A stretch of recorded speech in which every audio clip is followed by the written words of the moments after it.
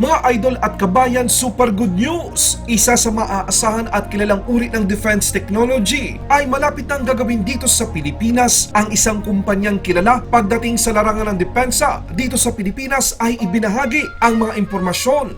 Nagagawa sila dito sa bansa ng air-to-air, surface-to-air low-level missile system na kayang pabagsakin ang target sa layo na 15 km at sa taas na 9,000 meters. Wow! Ito ang balitang ating pag-uusapan dito lang sa Good News Philippines. Huwag kalimutang i-like ang video, mag-subscribe, mabilis lang ito, promise!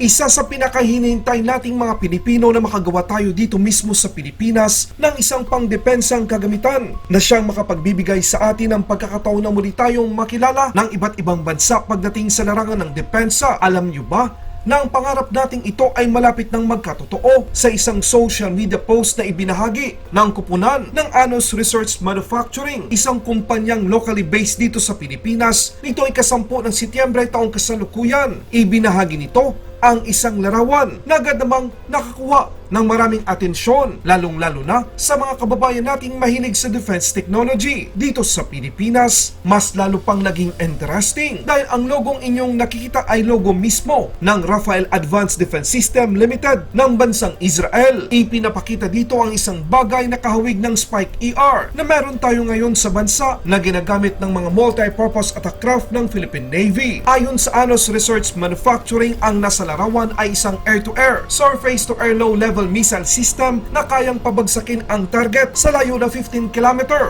at sa taas na 9,000 meters. Dagdag pa dito, ayon sa sagot ng kupunan ng Anos Research Manufacturing, soon o malapit na silang gagawa ng ganitong produkto dito mismo sa Pilipinas bilang 100% locally made ng ganitong uri ng air-to-air, surface-to-air low-level missile system para sa pag-export. Ayon sa ating mabilisang pananaliksik, ang Spike ER2 Extended Range 5th Generation EO Guided Missile System para sa ground, air at maritime ng Rafael Advanced Defense System Ltd ang merong kakayahan na tamaan ang target sa layo na 10 hanggang 16 na kilometro. Malaking bagay ito para sa ating bansa, mga idol at kabayan, dahil posibleng merong mga pangangailangan ng ganitong uri ng mga sistema ang ating Armed Forces of the Philippines, kaya dito mismo sa bansa gagawin ang nasabing mga produkto. Ang Spike ER2 ay pwedeng gamitin sa iba't ibang uri ng platform ng isang hukbong sandatahan tulad ng mga sasakyan, helicopter, sasakyang dagat at maging sa napakasimpleng paraan. At sa mga magagaling nating mga kapwa Pilipino sa Anos Research Manufacturing, muling uukit ang Pilipinas na kung kaya ng ibang bansa, kayang-kaya rin natin. Maraming salamat ang tagahatid ng balita, Good News Philippines. Mabuhay ang mga Pilipino, mabuhay ang Pilipinas!